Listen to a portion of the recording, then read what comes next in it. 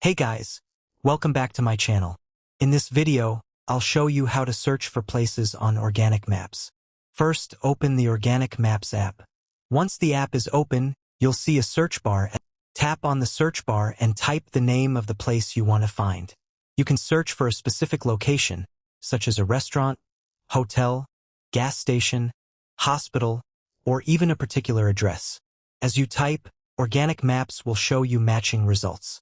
Simply select the place you're looking for from the results. You'll then see the location displayed on the map, along with useful information about that place. You can also check its address and other available details. If you want directions to that location, tap on the directions option and choose whether you want to drive, walk, or use another available navigation mode. And that's how you can quickly search for places on Organic Maps. This video is made for educational purposes. If this tutorial helped you, make sure to like the video, subscribe to the channel, and follow for more useful app tutorials. Thanks for watching, and I'll see you in the next one.